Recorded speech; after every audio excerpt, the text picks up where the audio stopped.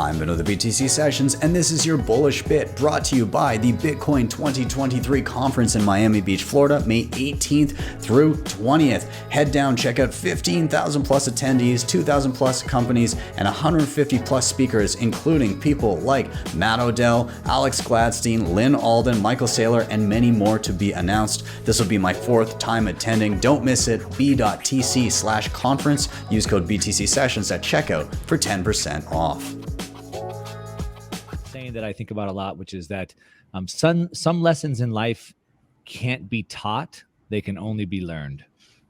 And so unfortunately, a lot of people had to learn some very difficult lessons this year. And even though they heard about it, but you just can't teach those things, and they have to learn the hard way. I would say, as you said, so many news stories and so many lessons this year.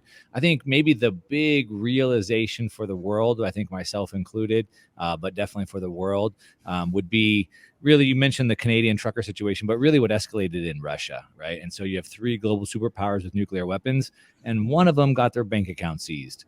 And so I think it was like a high alert to everybody. I mean, we see in the United States, bank accounts get frozen or seized, and happens in third world countries, of course, happened in Canada. But when a global superpower with nukes got their bank account frozen, I mean, that's just like, okay, that's like the last straw. And so I think it really brought to the forefront that, money isn't ours. We don't own it. We don't control it.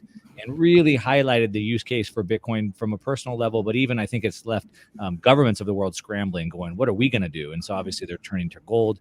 But I think it's another catalyst that propels Bitcoin forward.